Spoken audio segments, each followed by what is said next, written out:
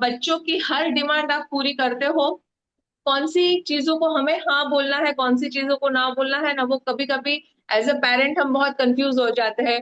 कभी उसके प्यार में आके बोल देते हैं, कभी उसकी जिद में आके बोल देते हैं, कभी उसके गुस्से से इरिटेट होके हम बोल देते हैं, या कभी अपनी पीस ऑफ माइंड के लिए हम उसके हर डिमांड के लिए हाँ कह देते हैं। अब कौन सी डिमांड को हाँ कहनी है, कौन सी डिमांड को ना कहनी है, ये हमें समझना बहुत जरूरी होता है। चलिए, ये फर्स्ट क्वेश्चन हुआ। अब दूसरा क्वेश्चन है, आप अभी कभी अपने बच्चों के सामने आपने झूठ बोला है?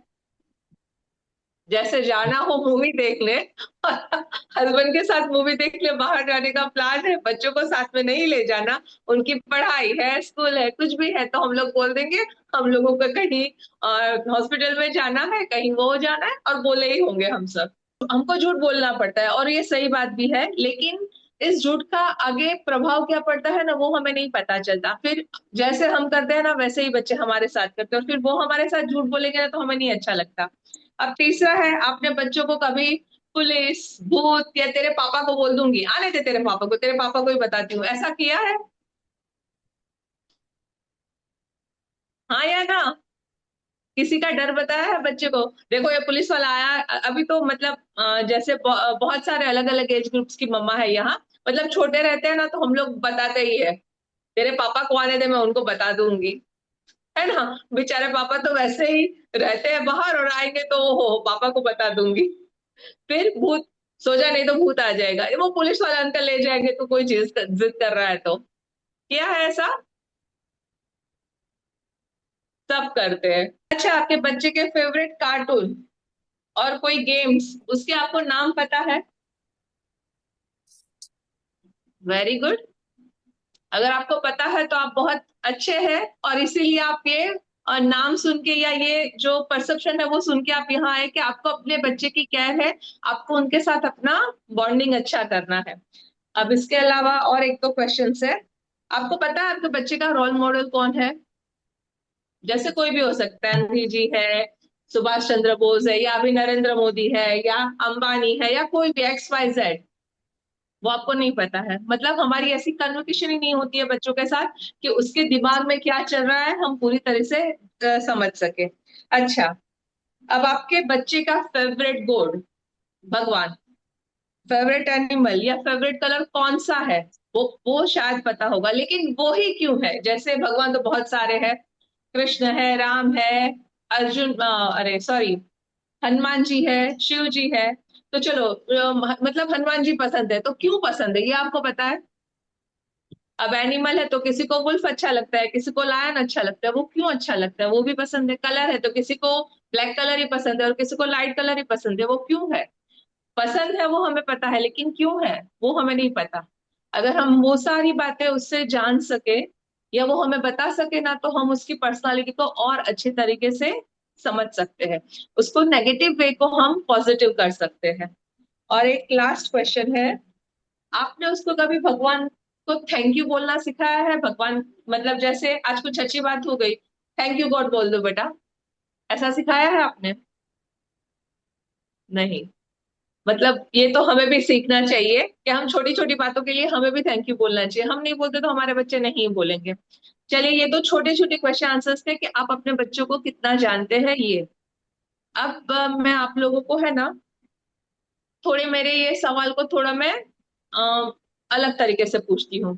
जैसे मिली जी, आपने कहा कि हमें झूठ बोलना नहीं होता, लेकिन बोलना पड़ता है, वो लोग हम बात को ओके नहीं करते। आप अपने बच्चे की हर एक बात को ओके कर देते हो?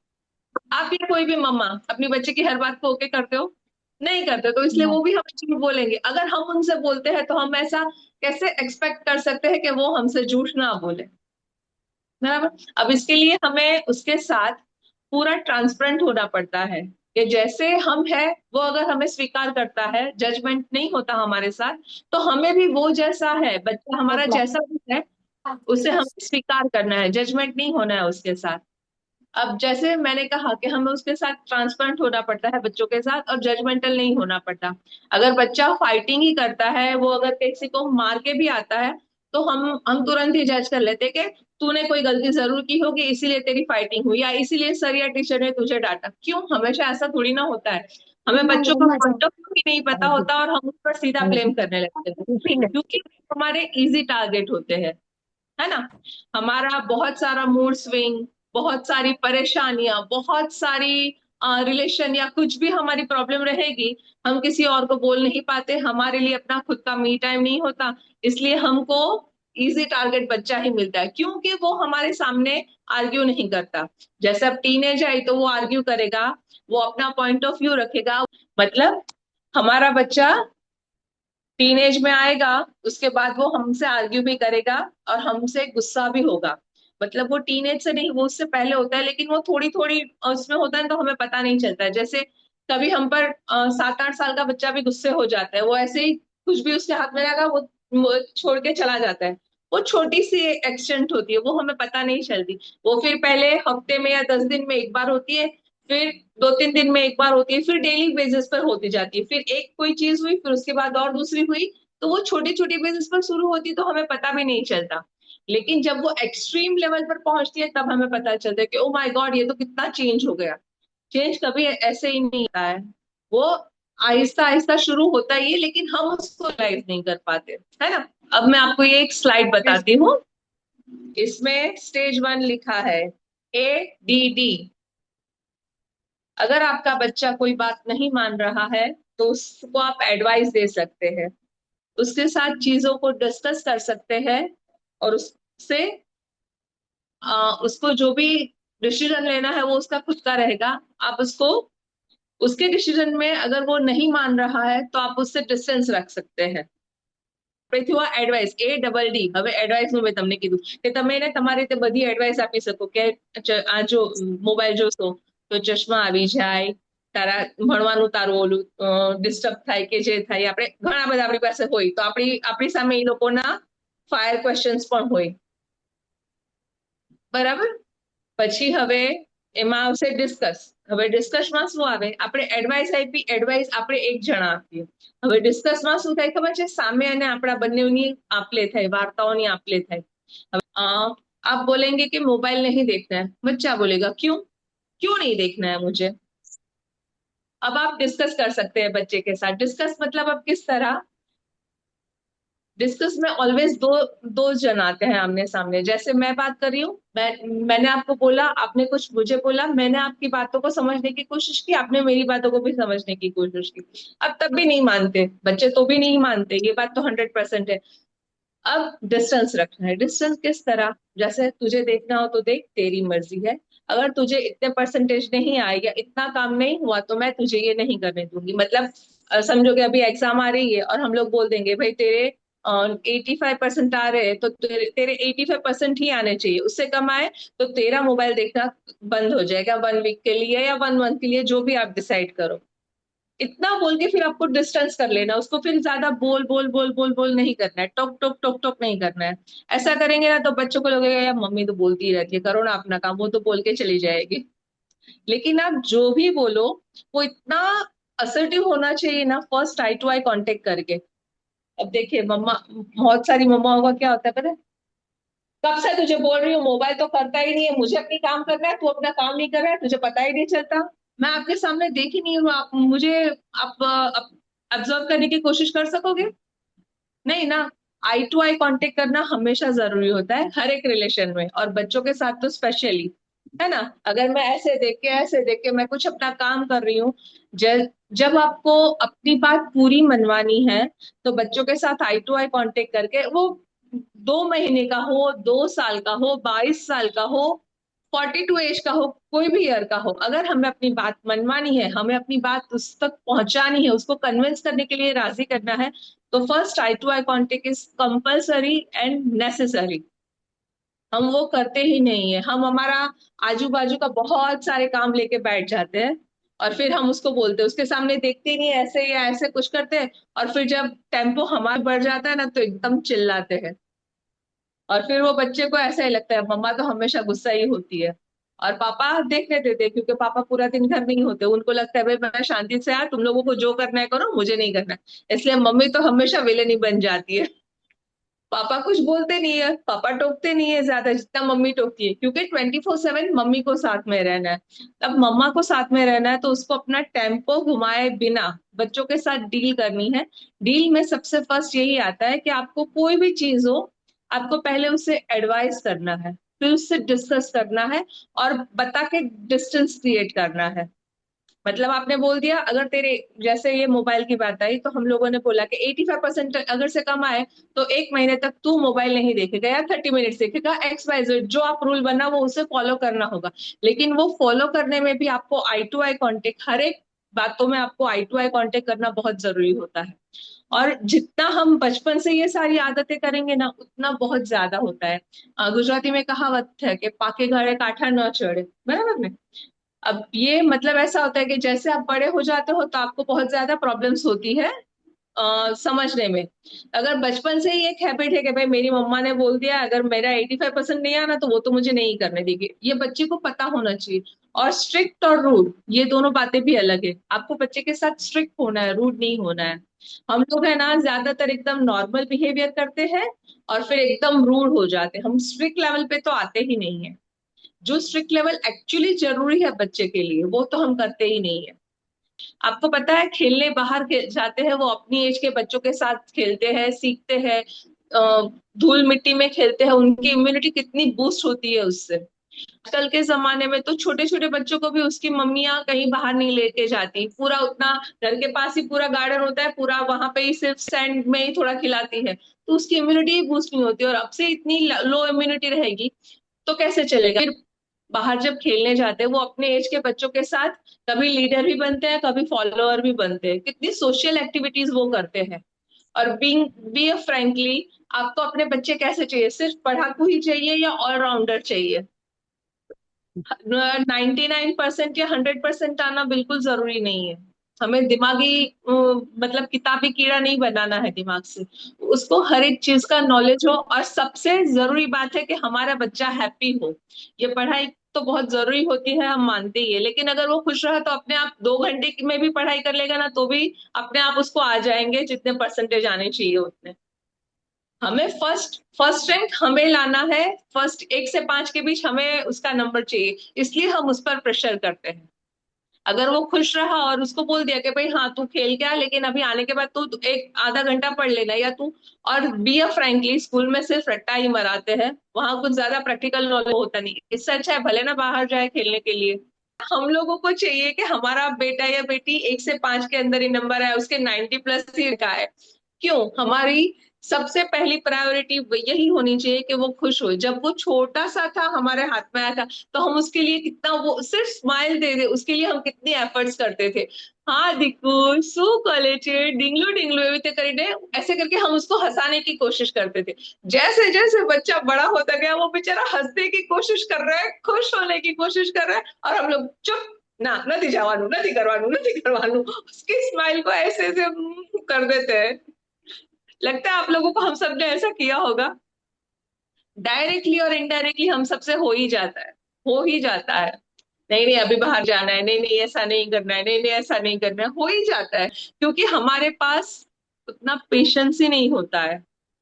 और हम हर बार एक की बात कह के उसको समझाने में, कन्विंस करने में हम लोग पावरफुल नहीं होते, इसलिए हमें प्रॉब्लम होती है। अगर हमें उसे मना भी बोलना है तो भी हमें हमारे सेंटेंस को प्रेजेंट करना है, ये भी बहुत जरूरी होता है। तो ये सारी चीजें आप चीजों से आपका क्या होगा पता है, आपके और आपके बच्चों के बीच जो कम्युनिकेशन है ना वो हार्श होने की बजाय थोड़ा लाइट हो जाएगा, जो बहुत जरूरी है, क्योंकि हार्श हो जाने से कम्युनिकेशन, हम एक दूसरे की बातों को समझने, कोई भी बात हो फिर हम उसे समझने की तसदी ही नहीं लेते।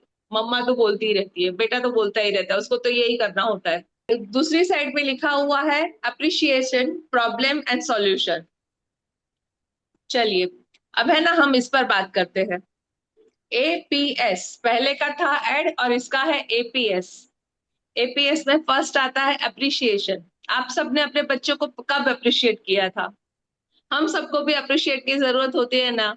जैसे आज मैं ये पहन के आई, अगर हम सब फ्रेंड्स होते एक साथ, आज आपने पिंक पहना है बहुत अच्छा लग रहा है, आपकी इयररिंग्स हाँ। बहुत ही चमक रही है, आपके ये कल आप पे ये कलर बहुत सूट कर रहा है, हमें भी तो अप्रिशिएशन चाहिए, तो बच्चों को क्यों नहीं? तो ये अप्रिशिएट बहुत जरूरी होता है हमारे लिए। जितना अगर हम कहीं बाहर जाए और हमें कोई बोल दे कि आपकी साड़ी तो बहुत बढ़िया है, आपकी इयररिंग्स तो बहुत बढ़िया है, आपकी आज आप बहुत अच्छे लग रहे हो, तो हमें कितनी अंदर से खुशी मिलती है, हमारी बॉडी में हैप्पी हार्मोन्स मिलते हैं, है ना। तो बच्चों के लिए है, बच्चों की बॉडी में हमें ये देना बहुत जरूरी नहीं समझते हम लोग। हम लोग क्या करते, तू पढ़ाई नहीं करता, तूने ये किया, तूने वो किया, तूने ये किया, बस minus minus minus minus minus point ही करते रहते हैं। मेरा मोटिव यही है कि आप लोगों का अपने बच्चों के साथ बॉन्डिंग बहुत ही अच्छा हो, बहुत ही हेल्दी हो। मेरा सिर्फ यही मोटो है। और be a frankly, child development अगर मैं हूँ तो मुझे चाइल्ड को समझाने की बिल्कुल जरूरत ही नहीं है। वो तो जो देखता है वही करेगा। तो हमें मम्मियों को ही बताने की जरूरत है कि आप कहाँ पे गलती कर रहे हो, है ना। और गलती हम सब करते हैं, मैं भी नहीं करती ऐसा नहीं है, हम सब ह्यूमन बीइंग है, हम सबसे गलती होती है। हमें किसी एक्सपर्ट के पास जाना पड़ता है तो जाना पड़ता है, सीखना पड़ता है तो सीखना पड़ता है ना।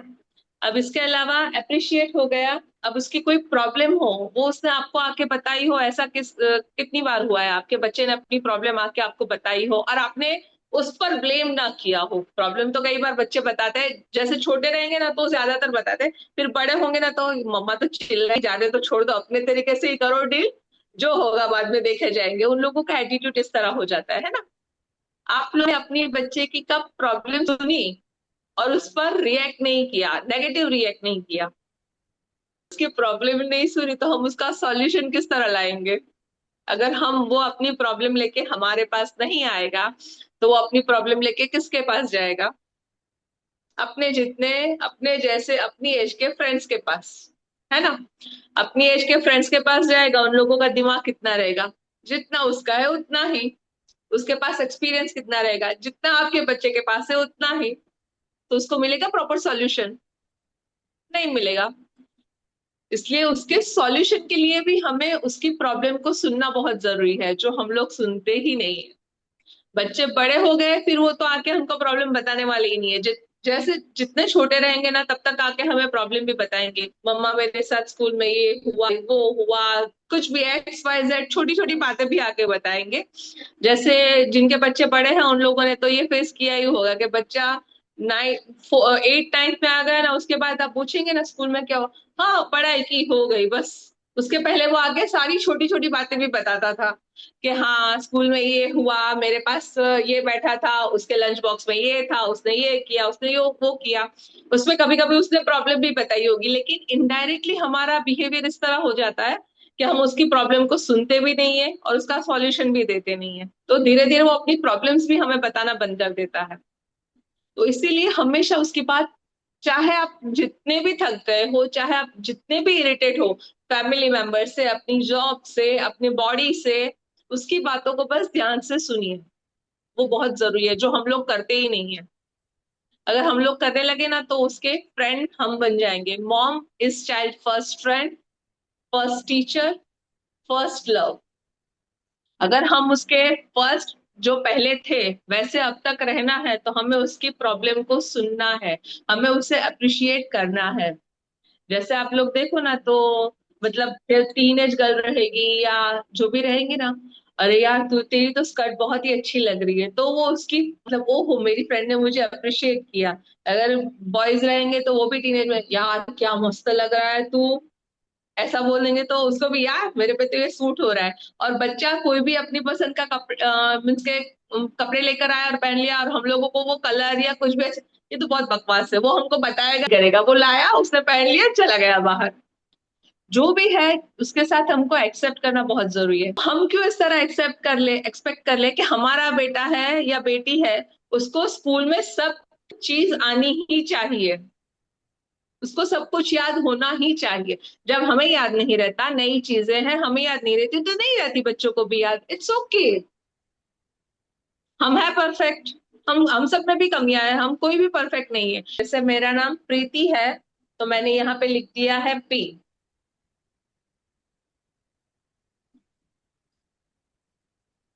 ये मैंने एक बार लिखा पी, लेकिन उसको 10 बार एक के ऊपर एक, आपने कहे घुटिए, एक के ऊपर एक 10 बार लिखिए।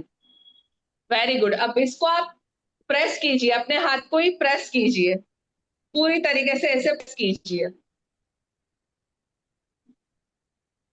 ठीक है, किया। अब ये दूसरे हाथ पर है ना, आप देखिए क्या आया। ये है यहाँ पे और ये यहाँ पे, मतलब जो डार्क लिखा हुआ था वो दूसरी जगह पर भी छपा। हाँ, और लाइट लिखा हुआ था वो नहीं छपा, है ना।